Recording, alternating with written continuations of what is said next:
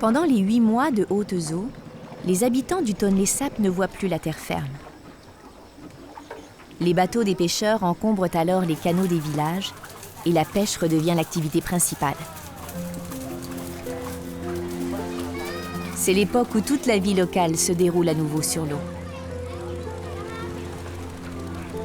On prend le bateau pour se rendre à l'école, pour transporter les marchandises, et sur certaines barques, on cultive même des légumes dans d'ingénieux jardins suspendus.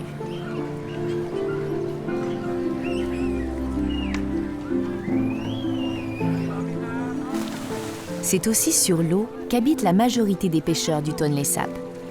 Certains privilégient un habitat fixe, typiquement cambodgien, formé de maisons montées sur de hauts pilotis, dont l'étage supérieur reste au sec toute l'année.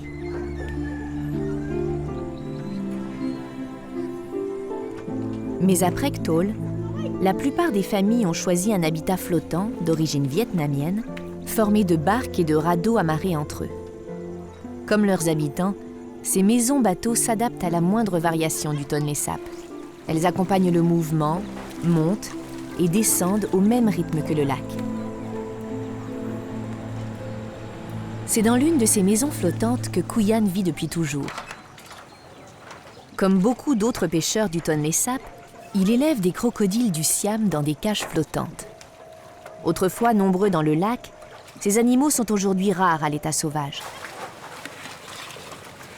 Dans quelques mois, lorsqu'ils auront atteint une taille suffisante, les plus beaux spécimens seront vendus au Vietnam ou en Thaïlande, où leur peau sera transformée en sacs et en chaussures.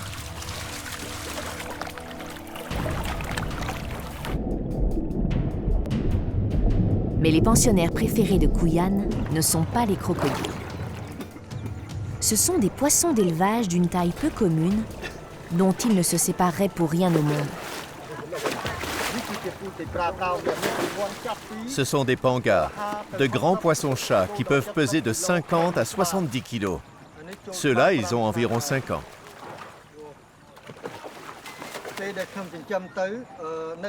Partout ici et tout autour du lac, je suis le seul à en avoir. J'en suis fier et je prends bien soin d'eux. Quand ils sont grands, ils peuvent se vendre cher. Mais moi, je les élève pour leur valeur symbolique. Je veux les préserver pour notre jeune génération. Le Tonlé Sap est très important pour nous tous au Cambodge. Il nourrit sa population. Ces poissons nous apportent des protéines. Et on peut faire plein de plats différents avec.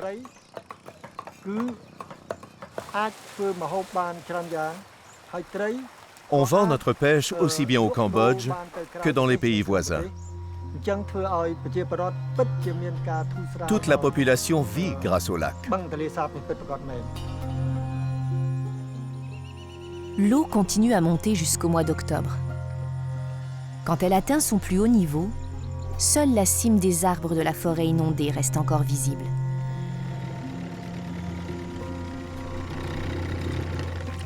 Les poissons se dispersent alors dans l'immense lac et les pêcheurs nomades n'ont pas d'autre choix que d'accompagner leur migration.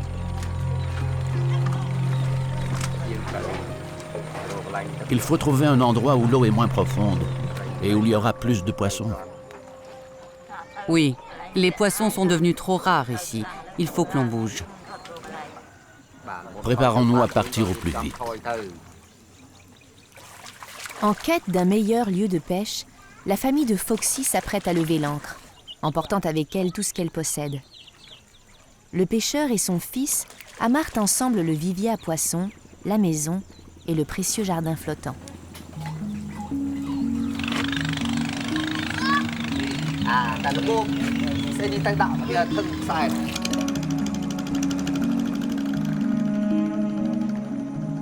Tracté par une minuscule pirogue à moteur, l'imposant convoi se met en route.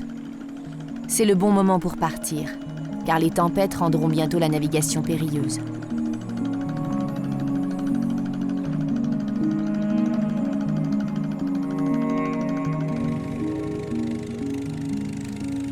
Au gré des caprices des poissons, les habitations flottantes des pêcheurs nomades changent ainsi de place jusqu'à 12 fois par an. C'est au prix de cette existence itinérante que ces familles vivent en constante harmonie avec les ressources du lac. Fin octobre, quand le niveau de l'eau est au plus haut, la jacinthe d'eau couvre le lac. Cette plante invasive, originaire d'Amazonie, étouffe le tonlé sap. Elle gêne la pêche et la navigation, pompe le précieux oxygène du lac. Par petites équipes, les femmes de Prectol tentent de libérer le lac de cet étau végétal.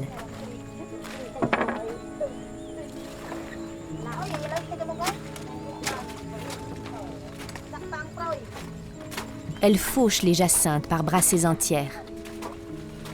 Leurs racines deviendront du terreau, leurs fleurs seront mangées et les tiges serviront à tresser des hamacs. Les femmes de Prectol ont su faire une ressource du fléau qui s'abat chaque année sur le tonlé sap. Quand les jacinthes d'eau prolifèrent et que les serpents nagent près de la surface, c'est que l'eau a atteint son plus haut niveau. Pour Kuyan, c'est le début d'un nouveau type de pêche. Celui-là est mort depuis un moment. Les bosquets de jacinthe sont l'habitat préféré des serpents aquatiques et des petits poissons dont ils se nourrissent. Les reptiles, pour la plupart inoffensifs, n'ont aucune chance d'échapper au filet posé par Kuyan dans la nuit. En quelques heures seulement, des dizaines d'entre eux seront capturés, vivants de préférence. Mets-le dans le bac. Celui-là est bien vivant.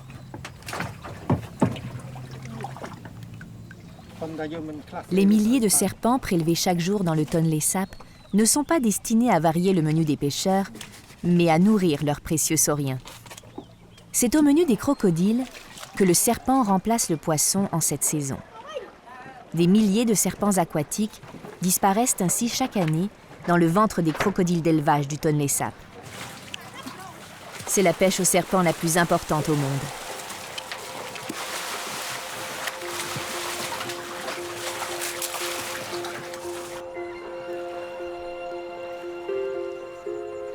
Au mois de novembre, la décrue commence.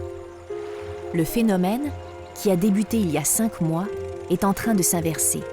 Le second retournement des eaux est en cours. La nature et les hommes vont devoir s'adapter, encore une fois, aux changements que le lac leur impose.